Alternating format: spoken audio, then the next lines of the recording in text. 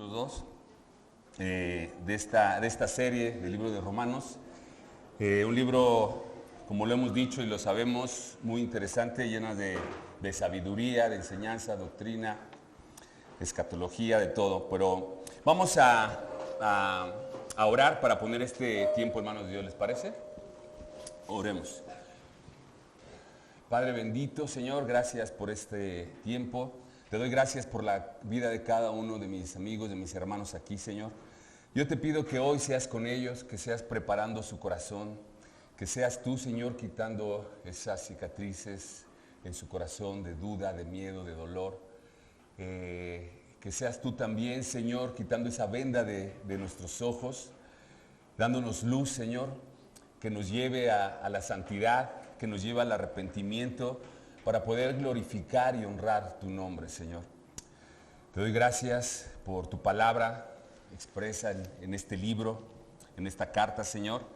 Y sé tú hablando, Señor, a través de mis labios, Señor. Sé tú, Señor, el que habla a nuestros corazones. Ponemos este tiempo en tus manos, en el nombre de Jesús. Amén. Muy bien. Pues como les decía, estamos empezando con el capítulo 2 y hoy vamos el nombre de la predicación, el título es Inexcusable. ¿Y qué es aquello inexcusable? Aquello que no puede excusarse, evitarse, justificarse, perdonarse. Lo inexcusable, por lo tanto, resulta imposible de eludir o de disculpar. No hay forma de responder con un no lo sabía, no tenía la información. No lo hay, porque simplemente no hay excusa. Y muy bien, hoy estaremos viendo un tema importante, como lo han sido todos. Vamos a regresar un poquito al capítulo 1 y del versículo 18 en adelante. Si me quieren ir siguiendo, voy a ir tocando algunos versículos. Y en este capítulo y en este pasaje, 1:18 en adelante, entramos con el tema de la justificación y la condenación por el pecado. Y veamos en el versículo 18 al 23, la culpabilidad del hombre. Pablo en estos versículos estaba refiriéndose al mundo gentil en particular, al hombre universal. Y veíamos que esta culpabilidad nacía de la ignorancia voluntaria del hombre. Es decir, que el hombre, el ser humano, voluntariamente decidía permanecer ignorante, prefiriendo rechazar a Dios, las verdades de Dios, rechazar su existencia, rechazar que Él existe, que es un hombre santo, un hombre justo. Y ahí en el versículo 20 dice, porque las cosas invisibles de Él, su eterno poder y deidad, se hacen claramente visibles desde la creación del mundo, siendo entendibles por medio de las cosas hechas, de modo que no tienen excusas. Esta ignorancia voluntaria que al final se convertía en un rechazo abierto a Dios, a su existencia, a su origen, esta ignorancia, ¿de dónde creen ustedes que salía? Bueno, ese origen y esta conducta del hombre, del ser humano, es la misma que al día de hoy sigue manteniendo a hombres y mujeres rechazando a Dios. Y rechazando a Dios voluntariamente. Fíjate lo que dice el versículo 21. Pues habiendo conocido a Dios, no le glorificaron como a Dios, ni le dieron gracias, sino que se envanecieron en sus razonamientos, y su necio corazón fue entenebrecido. El origen de este pecado es el orgullo humano, el ego, la vanidad, el querer ser dioses de su propia vida y de la vida de otros. Y si te fijas, este es el mismo pecado de Lucifer, Satanás. Qué increíble, ¿no? Entender que no somos tan diferentes. Qué terror y qué miedo. Las personas hoy en día han escogido voluntariamente mantenerse ignorantes a esta gran verdad. ¿Qué gran verdad? Que Dios es real, que Dios es único, que Dios es santo, que es el Todopoderoso y el Creador. Vimos también ahí en el versículo 24 al 32 del capítulo 1, la condenación del hombre. En este pasaje veíamos que la condenación de Dios para el hombre fue entregarlos a sus pasiones, a sus concupiscencias, que al final estas se convertirían en sus propias cárceles. Cárceles que hoy en día muchos allá afuera se encuentran encerrados en esas cárceles. Pero ¿qué crees? También muchos hoy aquí adentro. Porque hay lugares en tu vida que aún no has querido entregar al Señor. Son cárceles de concupiscencias. Y bueno, estas cárceles aún siguen existiendo y existen por la única y simple razón de no querer reconocer tu necesidad de Dios, de querer ser autónomo, de querer ser autosuficiente, de querer ser Dios de tu propia vida. Esa es la realidad. Y sabes, yo sé que lo has vivido, te has encontrado personas allá afuera, probablemente les has compartido el Evangelio y has visto que estas personas, y te preguntas, ¿no? ¿Cómo es posible que viviendo lo que están viviendo, sufriendo lo que están sufriendo por el pecado, tú le das la solución, le das la medicina y no la quieren tomar? Increíble, pero ¿sabes por qué pasa esto? Porque ellos están cegados. Ellos están cegados. Y están cegados también por una simple y sencilla razón, por su naturaleza pecaminosa, su esencia de pecado, su esencia autodestructiva. Así somos los seres humanos. Es por eso que no lo pueden ver. Es por eso que no lo pueden ver. Y es por eso que Jesús, ¿no?, le decía a Nicodemo, Juan 3:3, de cierto digo que el que no naciere de nuevo no podrá ver el reino de Dios. Se necesita un nuevo nacimiento. Y mira, esta naturaleza de muerte no solo la tenía el mundo gentil, sino que también el pueblo de Dios, el judío, el fariseo.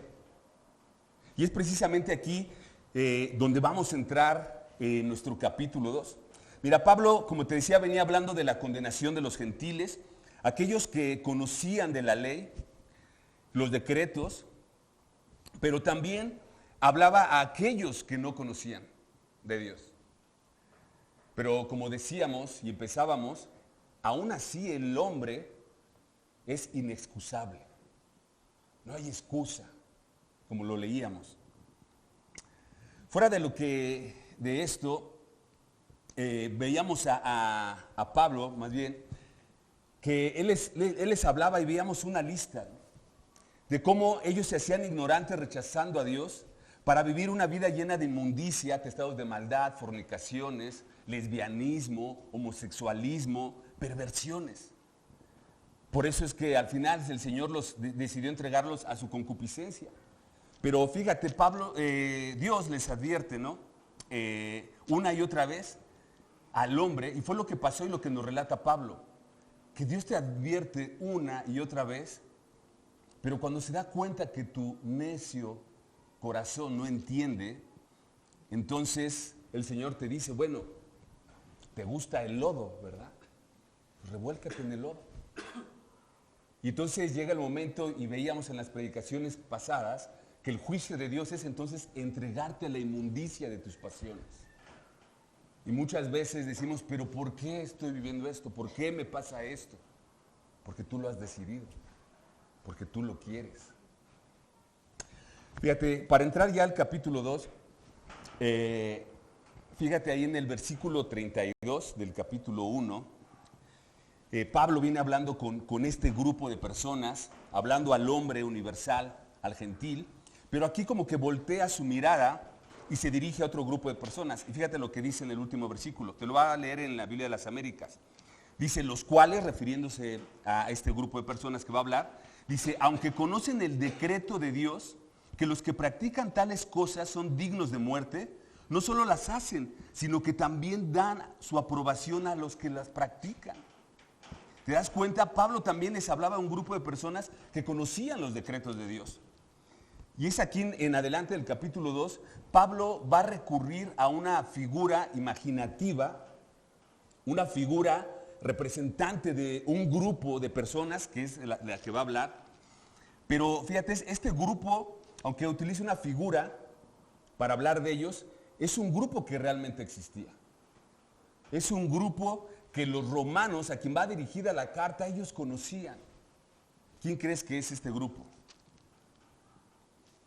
Algunos dicen que era un grupo de judíos, algunos dicen que era un grupo de moralistas que habían conocido del Señor en Roma, que gentiles que se habían convertido a Él y que se habían convertido en moralistas, por llamarlos de otra forma, hombres de doble moral, hombres de doble ánimo religiosos. Y mira, a mi parecer, a quien se refiere es a este primer grupo, a los judíos. Vamos a ver ahorita por qué. Entonces vamos a leer nuestro pasaje 2 del 1 al 11. Dice así: por lo cual eres inexcusable, oh hombre, quien quiera que seas tú que juzgas, pues en lo que juzgas a otro te condenas a ti mismo, porque tú que juzgas haces lo mismo, mas sabemos que el juicio de Dios contra los que practican tales cosas es según verdad. Y piensas esto: oh hombre, tú que juzgas a los que tal hacen y haces lo mismo, ¿crees que tú escaparás del juicio de Dios? ¿O menosprecias las riquezas de su benignidad, paciencia y longanimidad, ignorando que su benignidad te guía al arrepentimiento? Pero por tu dureza y por tu corazón no arrepentido, atesoras para ti mismo ira para el día de la ira y de la revelación del justo juicio de Dios, el cual pagará a cada uno conforme a sus obras. Vida eterna a los que perseverando en bien hacer buscan gloria y honra e inmortalidad, pero ira y enojo a los que son contenciosos y no obedecen a la verdad, sino que obedecen a la injusticia.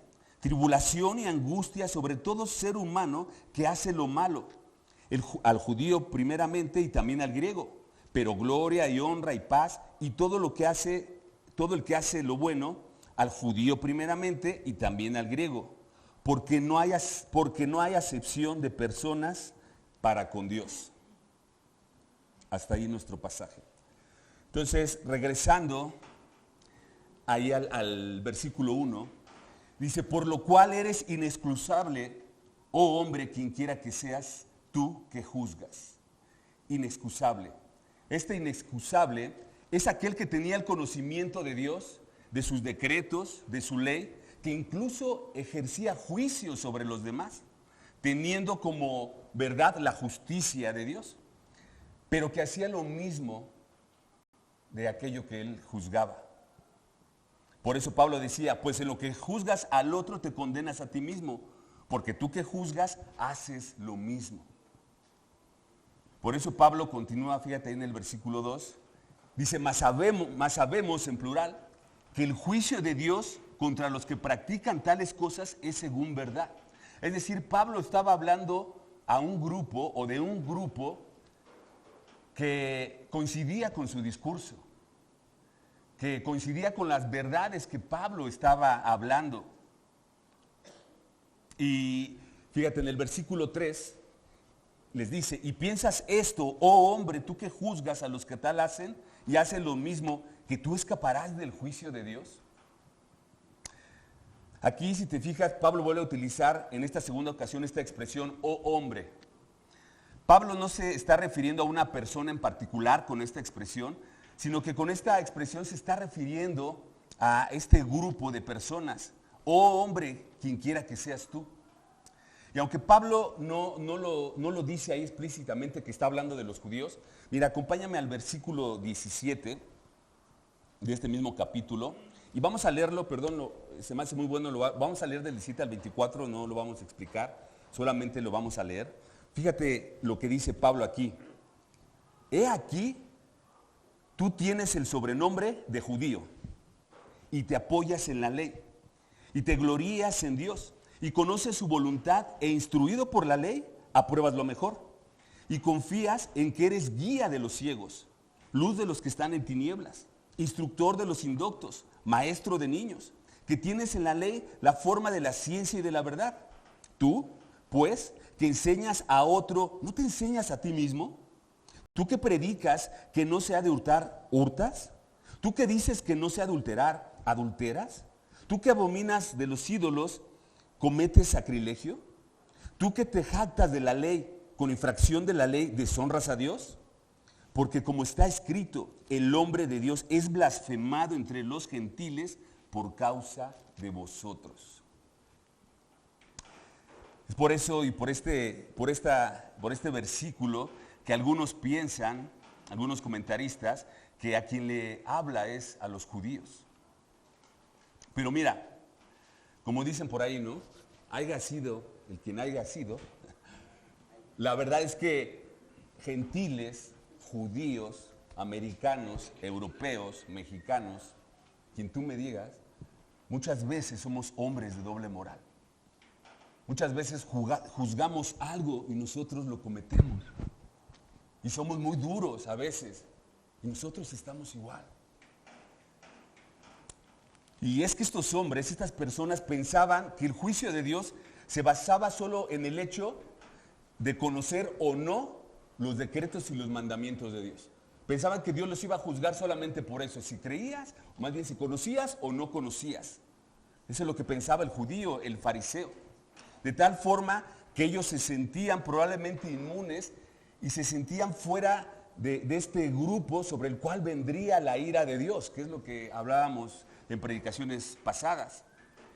Pero el mismo Pablo, fíjate, les aclara adelante, ahí en el versículo 13. Fíjate lo que les dice, porque no solo los oidores de la ley, los justos ante Dios, sino los hacedores de la ley serán justificados.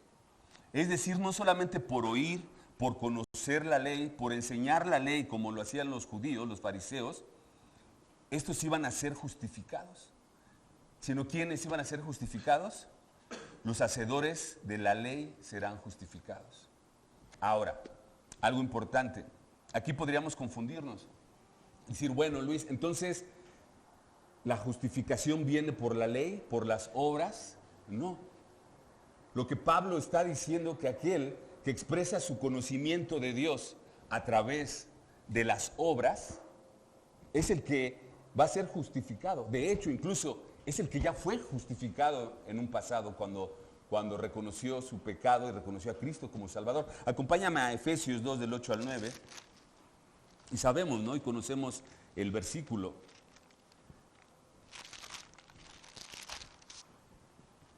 Y Pablo lo aclara aquí a la iglesia de Éfeso y dice, porque por gracia sois salvos por medio de ¿qué?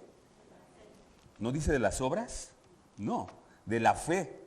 Porque por gracia sois salvos por medio de la fe, y esto no de vosotros, pues es don de Dios, es decir, un regalo, no por obras para que nadie se gloríe. Entonces, cuando dice que sino los hacedores de la ley serán justificados, se refiere a aquellos que han nacido de nuevo, aquellos que son hechura nueva, hechura suya. ¿De quién? De Cristo. Fíjate lo que dice adelante el 10. Porque somos hechura suya, creados en Cristo Jesús. ¿Y qué dice? Para. Acuérdate lo que es el para, ese propósito. Para buenas obras, las cuales preparó de antemano para que anduviésemos en ellas. Es decir, las buenas obras, lo que hagas en esta tierra es la expresión de algo que ya ocurrió en tu corazón antes, de un nuevo nacimiento. Es por eso que Pablo le dice a aquellos que expresen esa ley que hay en su corazón, que expresen como resultado de haber creído y de haber obedecido y de obedecer al Señor, esos van a ser justificados. Inminentemente se tiene que manifestar a través de las obras. Muy bien. Entonces, hermanos, y Pablo lo dice otra vez, lo va a decir más adelante, porque sabes, hermanos, la meta de la iglesia, la meta en el corazón de Dios, no es que sepamos las escrituras de principio a fin, o que seamos unos grandes teólogos. Y no es su meta, ¿sabes por qué? Porque Él conoce el corazón del hombre y sabe que el hombre solamente se llenaría de orgullo y se envanecería. Es por eso que la Biblia fue creada no para ser leída, sino para ser obedecida. La Biblia fue creada no para ser leída, sino para ser vivida. ¿Me explico, no? Digo, no quiero que vayan a decir, no, pues es que Luis dijo que ya no leamos, que no estudiemos. No, claro que lo tenemos que hacer, sino que vamos a obedecer, sino que vamos a seguir. ¿Me explico? Entonces, hermanos, la Biblia nos dice y nos instruye a cada momento, ¿no? Santiago 1:22, que dice, pero ser hacedores de la palabra y no solamente oidores, engañándonos a nosotros mismos.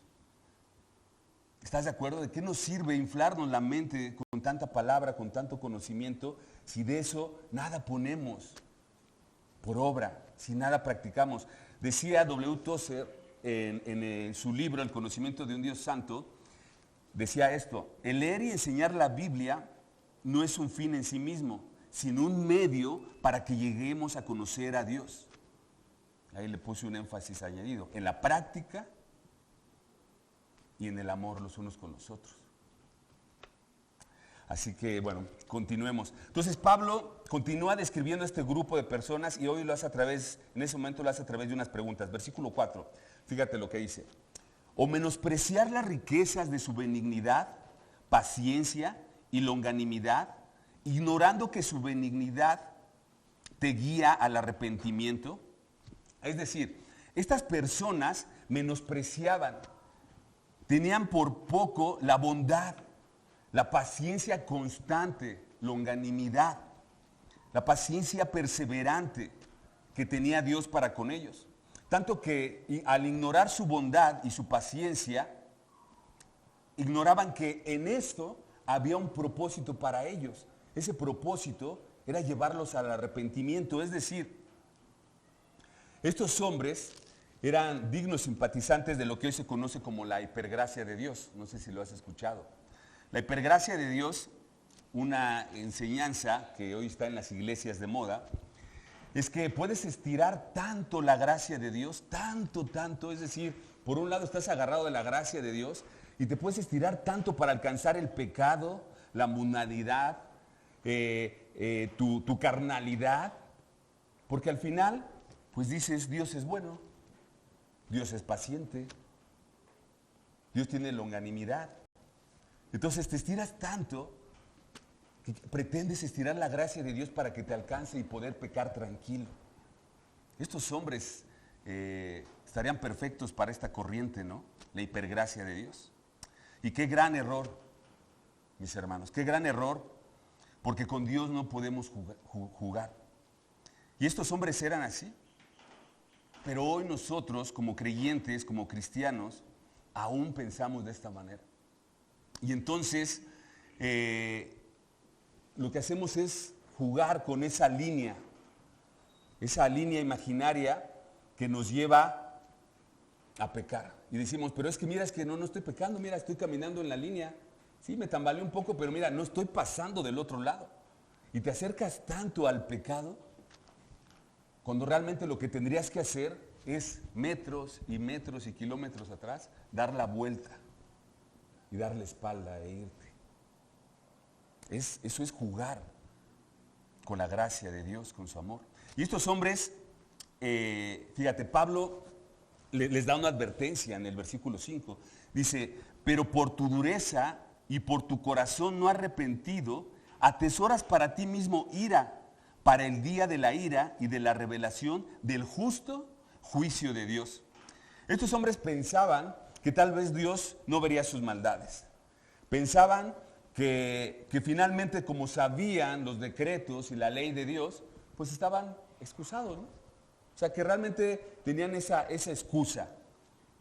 Pero Pablo les dice que eran inexcusables. Y entonces terminaban convirtiéndose en arrogantes religiosos. Eso es lo que era el judío, el fariseo. Y entonces endurecían sus corazones, pensaban Pues, si sabemos la ley, si soy un gran exégeta, intérprete de la ley, esto me va a ser suficiente para evitar la ira de Dios. Soy bueno para juzgar, soy bueno para ver la paja en el ojo de mi hermano, pero no alcanzo a ver esa viga que atraviesa mi ojo y hasta me cruza el cerebro. Y eso, hermanos, nos pasa a todos, a todos. ¿Cuántas veces nosotros mismos, tristemente, nos damos cuenta que vivimos engañados y seguimos avanzando, y no damos ese paso o ese stop de arrepentimiento y entonces pedir a Dios que redarguya nuestros corazones, que nos guíe, o a veces también huimos a las disciplinas de Dios. Porque decíamos la vez pasada que la ira de Dios, decía el pastor, la ira de Dios es para aquellos que no están en el Hijo. Para el que está en el Hijo hay disciplina. A veces huimos a la disciplina, no nos gusta ser disciplinados. Pero, ¿sabes, hermanos? Y viene este concepto en nuestra mente por lo mismo, porque pensamos que al ser hijos de Dios ya no va a haber juicio. Y ese es un error. Ese es un error porque para el cristiano también va a haber juicio. Existe algo que se llama el tribunal de Cristo. Si lo has escuchado. Es por eso que el Señor advierte a los judíos, a los religiosos de este tiempo, pero también nos advierte a nosotros a través de Pablo, ¿no? Y dice que nos va a pagar conforme a nuestras obras. Y esto nos habla de que el Señor paga con equidad, con igualdad. O sea, no a todos por igual, sino equidad e igualdad en cuanto a nuestras obras. Así es el justo juicio de Dios. Y algo que me encanta de Dios es esto, ¿no? Que el Señor es absolutamente justo. Y lo que te decía, como cristianos, y fíjate que esto no tiene mucho que yo lo había entendido, hace algunos años, y yo pensaba eso, y decía, bueno, pues es que ya soy hijo de Dios. Y no porque quisiera estar pecando y todo, pero tal vez sí en cuanto a la desobediencia de mi llamado y de trabajar para el Señor. Se me olvidaba que estaba el tribunal de Cristo. Mira, acompáñame ahí a 2 de Corintios 5:10. Pablo hablando a los corintios y nos habla de aquel juicio.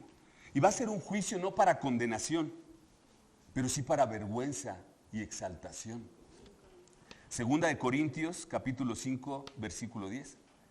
Decía Pablo, porque es necesario que todos nosotros comparezcamos ante el tribunal de Cristo, para que cada uno reciba según lo que haya hecho mientras estaba, ¿en dónde? En el cuerpo. ¿Y qué dice?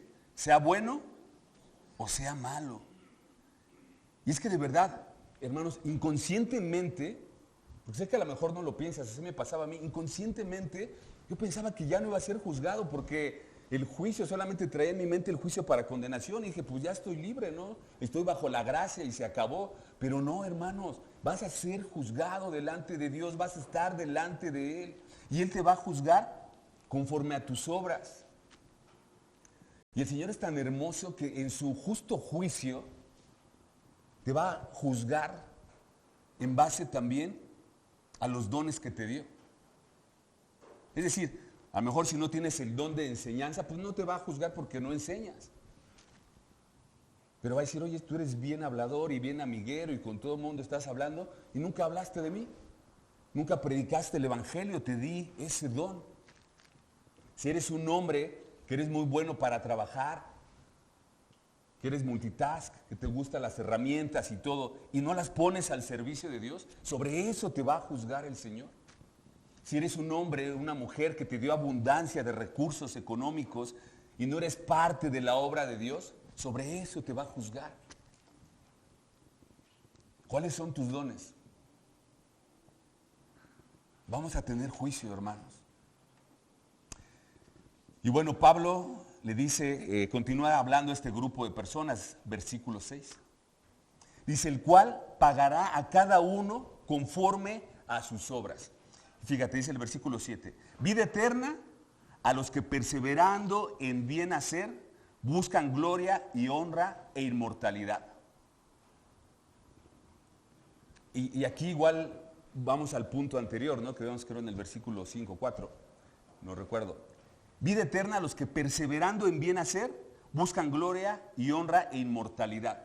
A mí no me cuadraba cuando decía aquí, buscan honra e inmortalidad, porque habla como en un sentido vanidoso, ¿no? Es que yo busco gloria y honra e inmortalidad, porque finalmente ese es el sueño de cualquier ser humano.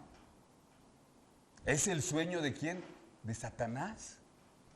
Entonces, ¿cómo? ¿Tenemos que buscar y perseguir lo que Satanás buscaba? No. Eso es lo mismo que hablábamos hace rato. Este es el resultado de la obediencia a Dios, el resultado de haber sido una nueva criatura, de haber nacido de nuevo. Porque entonces cuando tú naces de nuevo, eres una nueva creación de Dios, hechura suya, las cuales preparó, ¿quién, Luis? ¿El pastor? ¿Quién las preparó? Dios.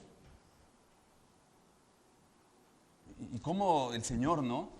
En su sabiduría, dice, no, a ver, las obras que se van a hacer yo las voy a preparar. Porque si las prepara el hombre, primero quién sabe qué vaya a preparar, ¿no? Pero se va a dar honra y gloria. Las obras son las que yo preparo de antemano para que tú, hijo de Dios, andes en ellas. Y entonces, como resultado, como expresión de esa obediencia, al final vas a traer a tu vida gloria y honra e inmortalidad, vida eterna. Pero fíjate qué hermoso aún nos dice la palabra, que cuando estemos en el cielo y recibamos esas coronas, ¿qué es lo que vamos a hacer con esas coronas? A Él. Porque Él las merece. Porque no eres tú. Porque el cristianismo es una expresión de lo que es Él en ti. No es tu obra, no es tu ministerio, no es tu servicio. Es Cristo a través de ti. Por eso las coronas son para Él. No son para ti, no son para mí, no son para nadie. Son para Él. Es decir, como hijos de Dios, revestidos con la sangre de Cristo, podemos confiar en que habrá gloria, honra e inmortalidad por medio de Cristo. El pago, tendremos vida eterna. Eso es lo que tenemos que anhelar. Alguna vez, cuando empezaba, y obviamente caía en pecados todavía, en algún momento llegué a dudar de mi salvación. Es el pensamiento que se te viene. Híjole, a lo mejor no hice la oración correctamente, a lo mejor no me arrepentí, Señor, perdóname, no sé cuántas veces hice esa oración. Y yo le decía, Señor, aunque llegara a caer en un pecado así fatal, horrible, yo sé quién eres tú. Yo te voy a servir de todas maneras. Y a lo mejor en mi mente decía, y aunque ya no pueda entrar a una iglesia, yo te voy a compartir de ti, Señor, porque no me importa ser el barrendero de allá del cielo. No me importa el que recoja la basura, pero aunque sea verte pasar de lejos y decir, allá va mi Señor, ¿no? Y dice, aunque sea eso, Señor, quiero ser, ¿no? Versículo 8, y dice Pablo, pero ira y enojo a los que son contenciosos y no obedecen a la verdad, sino que obedecen a la injusticia. ¿Y cuál será el pago a los desobedientes, a los moralistas y religiosos que hablaba Pablo?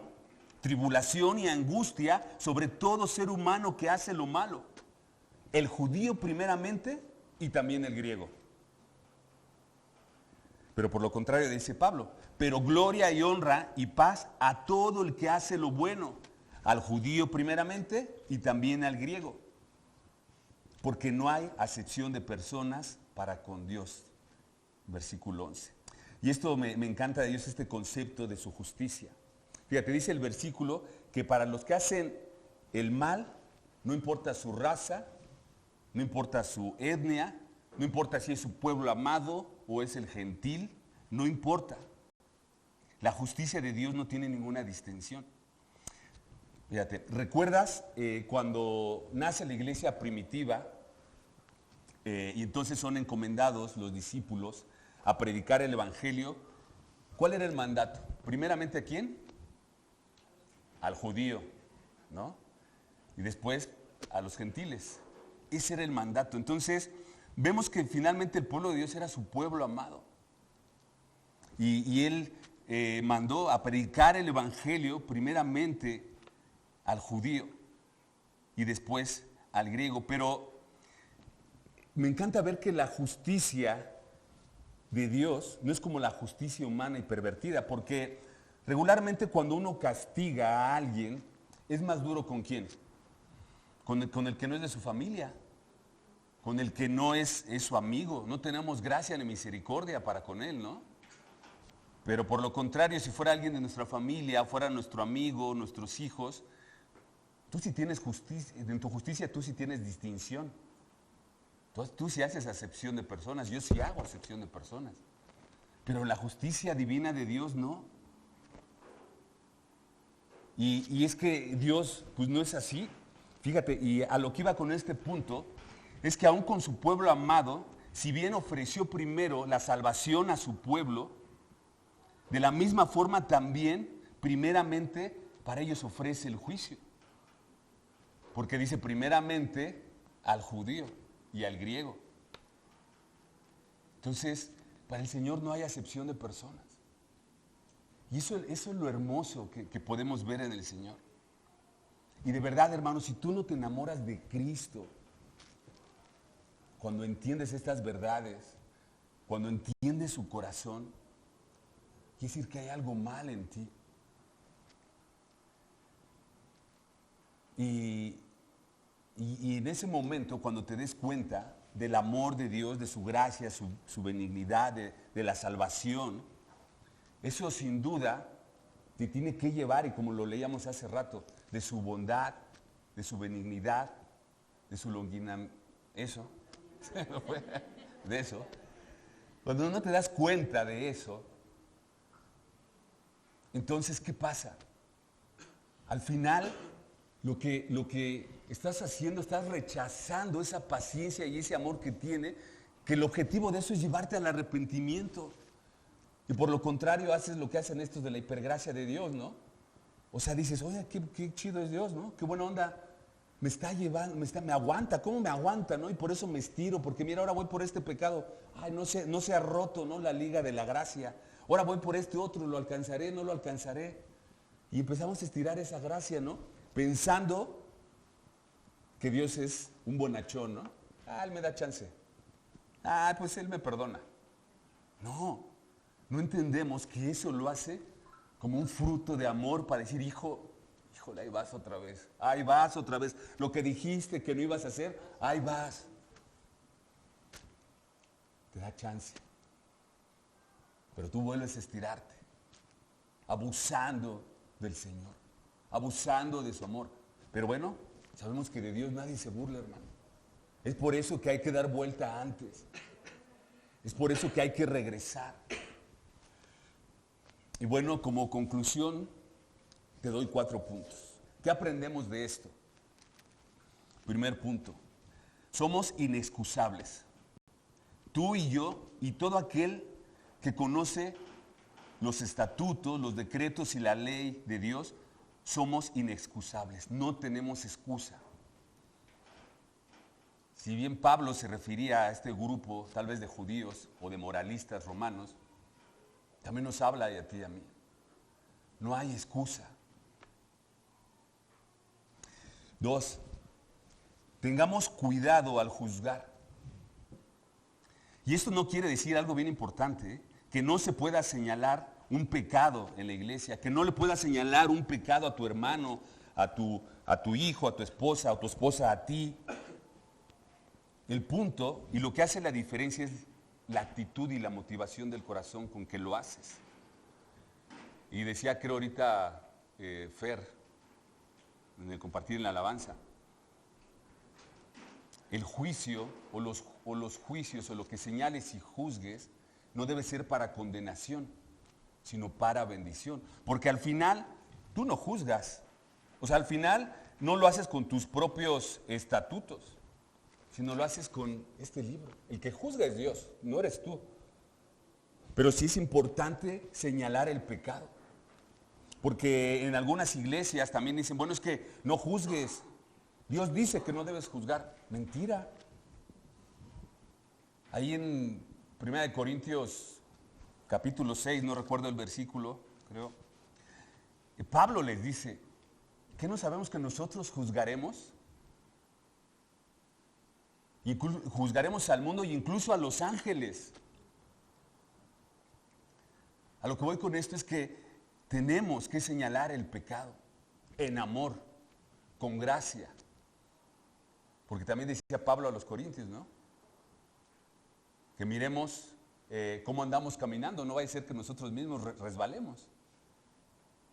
Entonces, claro que tienes que marcar el error en amor y con la palabra de Dios, no bajo tus conceptos, bajo tus pensamientos y razonamientos, porque el que juzga es Dios, no eres tú ni soy yo. 3. No menosprecies la bondad de Dios, su paciencia y longanimidad. Debemos entender que su paciencia, su bondad y amor nos los da para conducirnos al arrepentimiento, no para abusar de Él y vivir en una supuesta hipergracia de Dios. No menospreciemos la bondad de Dios, su paciencia. Al contrario, hablando con algunos hermanos, alguna vez les pregunté, ¿qué fue lo que te llevó a amar a Dios? Y pues algunos, ¿no? La mayoría decía, pues bueno, porque perdonó mis pecados. Y tal vez, obviamente, ese concepto es correcto y es una realidad.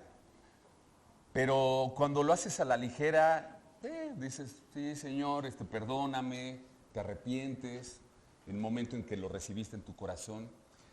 Pero yo les decía, lo que a mí realmente me llevó a amar al Señor era precisamente su paciencia. Su paciencia, su longanimidad. ¿Qué es longanimidad? Esa paciencia en extremo que se va estirando, estirando, por amor. Eso es lo que a mí me hizo amar a Dios y decir, siendo una basura, habiéndome Dios perdonado lo que me perdonó, y aun cuando llegué a sus pies y estuve llorando como María Magdalena en el piso, y dije que no iba a hacer ciertas cosas, las volví a hacer. ¿Qué basura soy? Me arrepentí con lágrimas, llorando al Señor, perdóname, no lo vuelvo a hacer, y volví a caer. Y no nada más una vez, varias veces, hasta que el Señor me fue santificando. Eso fue lo que me hizo a mí amar al Señor. Señor, eres tan paciente, tan bueno. Por eso Efesios 2:5, porque aún estando muertos en nuestros delitos y pecados, Cristo murió por nosotros. Aún estando muertos. No dice, porque aún cuando estuviste antes muerto, ahora ya no. No, estando muertos, un presente continuo. Aún tu carne, tu naturaleza está muerta en delitos y pecados. Aún así, cuando Dios estaba en la cruz, tenía tu nombre en su mente y en su corazón. Aún así Él sabía que ibas a caer y que ibas a volver a pecar. Eso es lo que te enamora de este Dios hermoso. Aún cuando estás en este mundo lleno de vanagloria, viendo solamente por ti y después por ti, cuando tu mundo se cierra solamente en ti y tal vez cuando mejor pueda ser en ti y en tu familia, pero no ves por los que están allá afuera, no tienes ni un grado de compasión por esas almas que se están perdiendo. No tienes misericordia y gracia por el necesitado. Aún así el Señor te ama. Pero sabes, en este tiempo, desde que recibiste a Cristo hasta el día de hoy, el Señor está siendo paciente contigo, bondadoso, lleno de benignidad, esperando que en algún día pares y te arrepientas de eso que no has hecho, de ese pecado que no has querido dejar. de esa doble moral, de esa hipocresía. Y entonces procedas al arrepentimiento. Pero aguas, porque como lo veíamos en los pasajes de las semanas pasadas, el Señor te puede entregar a tus concupiscencias, a esas cárceles, tal vez a ese cuartito, tal vez no en todo estás mal, pero tal vez tienes un cuartito en tu casa, el que no has querido permitir entrar a Dios y decirle, Señor, entra y limpia ese cuarto de la pornografía, ese cuarto de la lujuria, del egoísmo, del chisme, de la vanagloria. ¿Cuál es esa cárcel que no le has querido entregar a Dios? Ahora, hay algo importante. No es que vas a perder la salvación. Porque estos hombres moralistas, no es que eran malos en todo, ¿eh? Y la otra vez también platicaba con alguien, y seguro tú conoces matrimonios no creyentes que son buenos, que han tenido una familia bonita, que incluso son un matrimonio lindo. Nosotros conocemos algunos, familia. Y a veces mi esposa me preguntaba, oye, ¿pero de verdad ellos irían al infierno? Sí, pero si son buenos. Pero mira, yo conozco ese matrimonio, incluso los dos llegaron vírgenes al matrimonio. Wow. Mira, ellos son honestos, incluso mejores que muchos cristianos. ¿Es real eso? Sí. Tienen una buena moral mundana, moral del mundo, pero no es la moral de Dios. Porque sabes, no sé si habías pensado esto, cuando Adán y Eva estaban en el jardín del Edén, había dos árboles, ¿no? ¿Cuál es uno de los árboles? El de la vida eterna. ¿Y el otro? ¿El qué?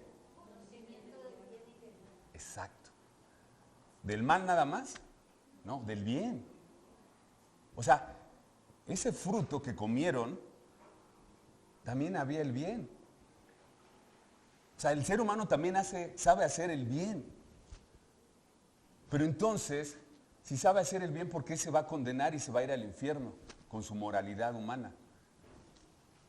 Porque la salvación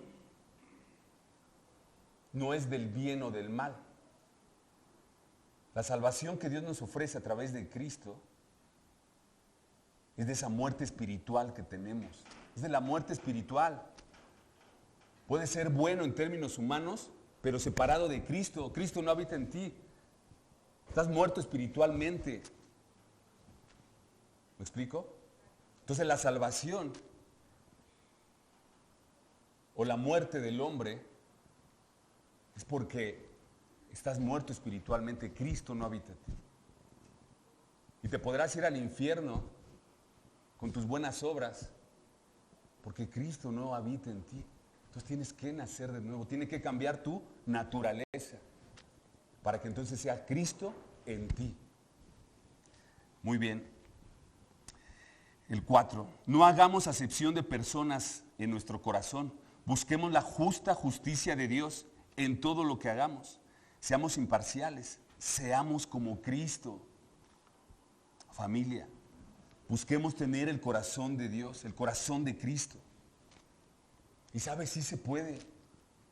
Sí se puede. Si tú se lo pides a Él, Él te puede dar su corazón, su mente, sus pensamientos. Él te los da. Y sabes, te lo dice un pecador, que a lo mejor pecó mucho más que tú. Yo me he sorprendido cuando le he pedido al Señor, Señor, dame tu corazón, aunque es una probadita. Dame tu corazón, quiero pensar como tú. Quiero sentir como tú. Y sabes, el Señor te lo cumple. Eso no quiere decir que, soy re bueno, ¿verdad? Pero alcanzo a ver esos flashazos que el Señor me manda y dice, órale, ahí está, ese es mi corazón. Esto es lo que pienso. Esto es lo que debe ser. Esto es como se debe actuar. Y wow. Y eso me derrite. Eso me derrite porque digo, Señor, ¿quién soy yo, miserable de mí? ¿Quién soy yo para poder conocer un poquito de tu corazón? ¿Quién soy yo? Nada. Dios te puede dar su corazón, pídeselo. Pídeselo y de verdad es algo hermoso. Así que familia, recordemos, seamos inexcusables. Más bien, pidamos que a través del conocimiento y de la palabra de Dios, el Señor no nos tome como inexcusables. Tengamos cuidado del juzgar, no menospreciemos la bondad de Dios, no hagamos acepción de personas, busquemos tener el corazón de Dios, porque al final es lo que Pablo buscaba en los romanos, lo que Pablo buscaba hacer en aquellos hombres a quienes se refería, judíos o no judíos, moralistas o no moralistas, gentiles o no gentiles, iglesia de este siglo, es lo que busca hacer en nosotros. Oremos. Padre, gracias Señor por tu palabra, Señor. Gracias Señor por entender tu gracia, tu misericordia. Gracias Señor porque aun cuando somos inexcusables, Señor, tú tienes misericordia de nosotros. Y a través de tu benignidad, de tu paciencia, de tu bondad, tú buscas, Señor, que lleguemos al arrepentimiento, Señor. Nos has librado de la ira de Dios. Nos has librado, Señor. No por nuestras buenas obras, Señor, sino por la obra de Cristo en esa cruz. Gracias, Señor, porque por gracia somos salvos por medio de la fe. Gracias, Señor, porque tú eres un Dios que no hace distinción de personas. Eres un Dios justo, amoroso, misericordioso. Y a cada uno pagarás según nuestras obras, Señor.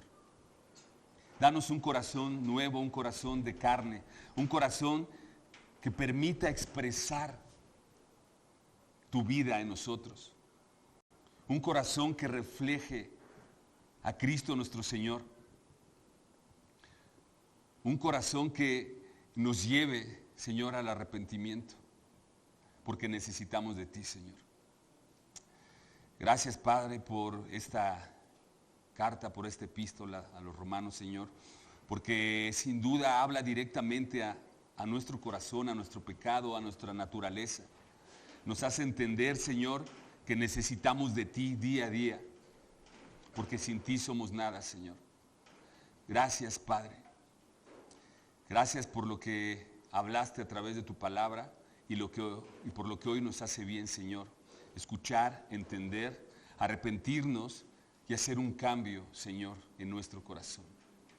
Con el único fin y el propósito de darte honra y gloria a ti, que eres tú quien lo merece. Gracias, mi Dios. En el nombre de Jesús. Amén.